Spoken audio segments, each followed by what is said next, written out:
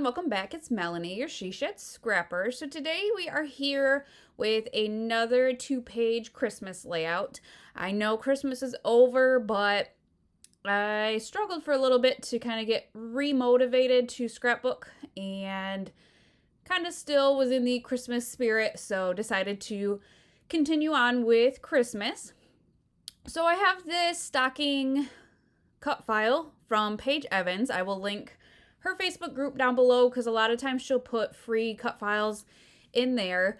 And so I backed that off camera because it was time consuming. And then I just have all the scrap pieces of paper left over. And so I decided to use some of those. So that is why I guess this half is white and the other half is red, a red background.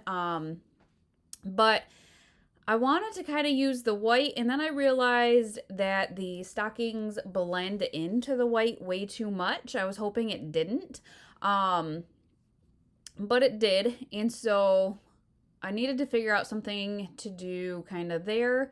But before that, I did use that red snowflake paper to back some of the stockings, and so there was some cutouts at the top of the paper, and that's why I put the green strip all the way across,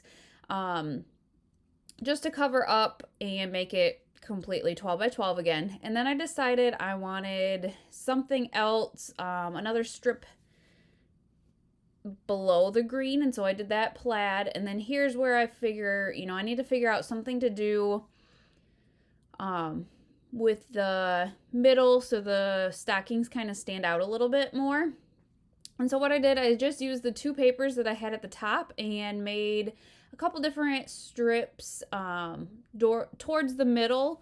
And that's where the stockings are going to kind of fall or lay on the paper. And so I feel like they do stand out quite a bit better right there than it did just on the white. And so I do double back the picture with the white, and then I grab another piece of scrap paper that I had used to back the cut file. So I came up with this nice green paper. It's got a muted kind of, I think they're leaves maybe, or something in there. So I grabbed that, and then I had to remember what size I cut the middle strips because I did want to carry those all the way over to the second page. So I cut those real quick just so I didn't forget what size they were. And then I needed to kind of figure out what to place for embellishments and clusters and stuff. And so I used this Pebbles Christmas pad. I don't remember what it was called. You probably could see it one of the times that I kind of go through it, but they had tags already made up. A lot of them, though, were actual tags that you would use for gifts. It had the to and the from, and so I decided to just cut out one of the cut aparts instead.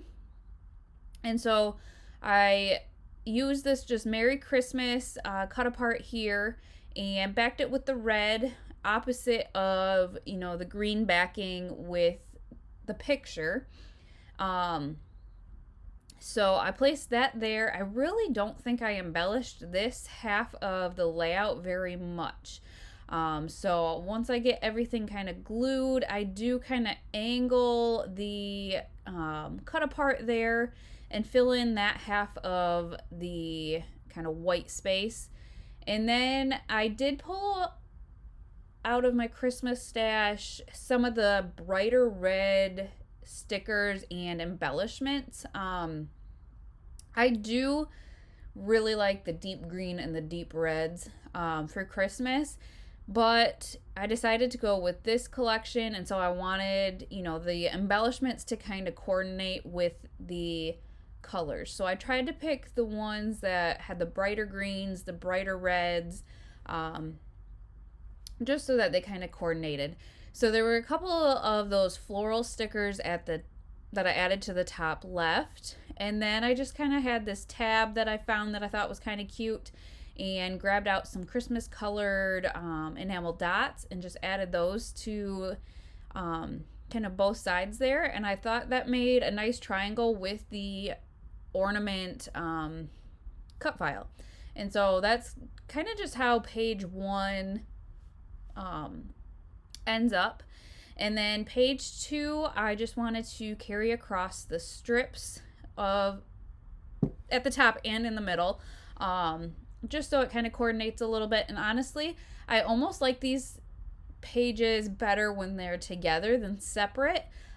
Separate, I feel like I should have done more, but when you place them side by side, I really like the final outcome. So I found that kind of little border garland, I guess I'll call it, and I placed that at the top. And then again, it was just kind of, okay, now what? So here I am going back to the cut aparts.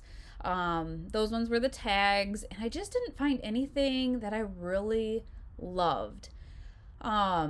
So here I decided I liked this Believe sticker, but it blended in too much with the like garland that I had up there because they're both red and white.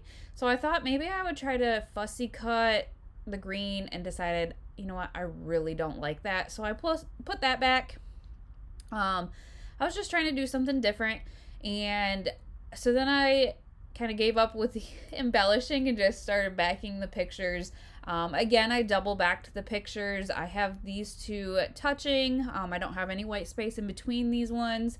And then because the background is quite red, I did use that same green paper, kind of with the muted leaves and whatnot, to double back that. I just thought it made it stand out from all the red a little bit more. And I placed them towards the left because I had this really cute Christmas tree that I really, really wanted to make work. And I just did not like the way it turned out, to be quite honest. I tried to move it up. It just wasn't big enough for the space, I didn't feel like. So then I thought, okay, I'll look for a bigger Christmas tree, and I put that there. Because there is a Christmas tree in the one picture of my son on the train.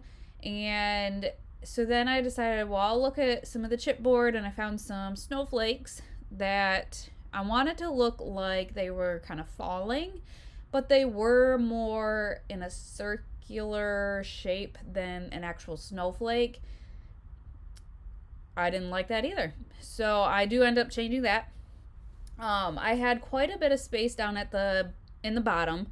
And so I found these 2 alpha sheets. I actually got them from the Target dollar spot, maybe last year or the year before. And I did end up getting 2 of each because I knew that there weren't, very many letters or sheets of either. And so I used those to spell out Train Wonderland because that is where we were at. And I will have to go back and glue down the green glitter stickers. They didn't stick very well, but I didn't want to kind of bore you with that. So I will go back and kind of fix that. But once I get the Train Wonderland spelled out, that is when I decide to change the snowflakes, because I felt like after train in that big open space, I needed something. So, I forgot. I did, before I put the stickers away, put the year up at the top. I wanted something else at the top to go with the garland, so I thought that was appropriate. So I did that, add that to the top, and here's where I kind of switch out the snowflakes and add them to the other 2 clusters.